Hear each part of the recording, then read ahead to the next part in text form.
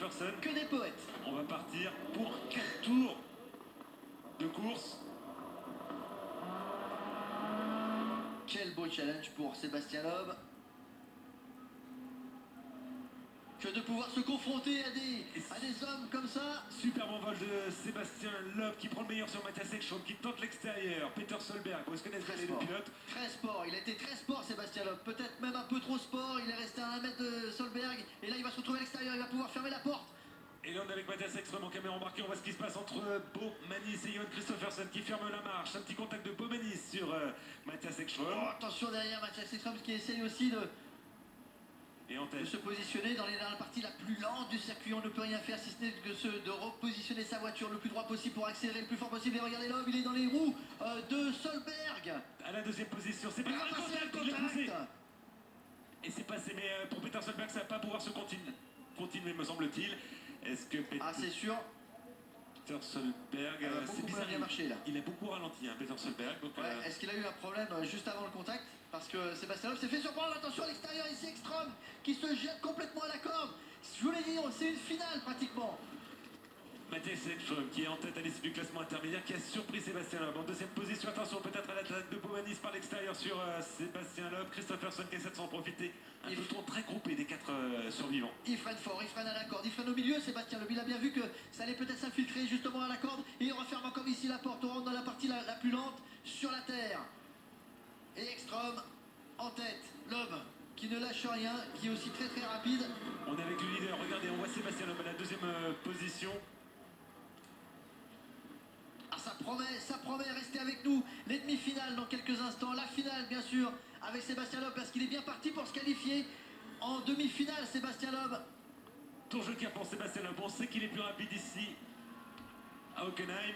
Il va ressortir avec beaucoup d'élan. Non, ça ne sera pas suffisant pour passer devant Mathias Ekstrom. Ah, on est monté d'un cran là, Vincent, clairement, on est monté d'un cran. Sébastien Loeb sur la ligne, il va essayer.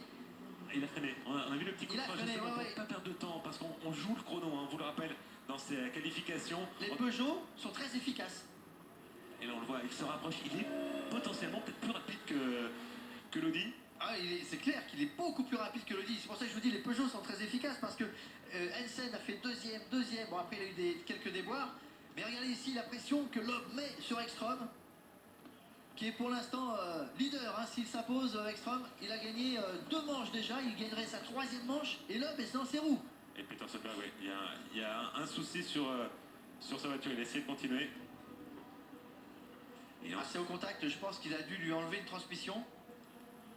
Et on essaiera de savoir un certain moment, parce qu'il a anormalement ralenti à la réaccélération. Est-ce qu'il a cassé la transmission avant? Je sais pas, mais là s'il n'avance plus, c'est qu'il n'y a pas de fumée, il n'y a rien, je pense que c'est une transmission. Et Sébastien Loeb, toujours deuxième, on est dans le dernier tour. Va-t-il tenter quelque chose?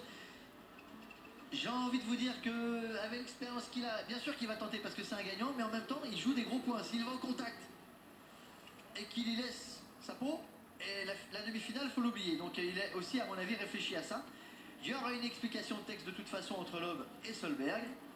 Peter Solberg qui est monté sur... qui est sorti de sa voiture, qui est monté sur il les... fait du boudin, il n'a même pas regardé la course. Vous avez vu, il a fait du boudin comme ça, il a baissé la tête. Dernier tour, Mathias Ekstrom toujours en tête devant Sébastien Loeb, Yanis Bomanis, 4e Christopherson. Peter Solberg a abandonné dans cette série. Et ce qui va nous intéresser, c'est le chrono, parce que là toutes les voitures seront passées. Attention, Bomanis qui a pris... À droite de votre écran, est-ce qu'il va ressortir devant Sébastien Loeb? Il va ressortir très près de Sébastien Loeb. Ouais, il ferme la porte Sébastien Loeb, bien sûr, bien évidemment. Victor Ekstrom devant Loeb, Bomanis et Christopherson. Maintenant on va regarder les temps et on va connaître les... Je l'ai dit, il fait du boudin. Qualifiés. Pour rigoler, mais non, regardez.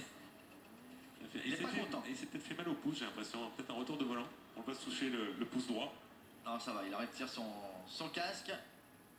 Le choc a été relativement violent. On va le voir sur les images au ralenti. Et ouais, et le grand Peter Solberg. Il y a du public, hein.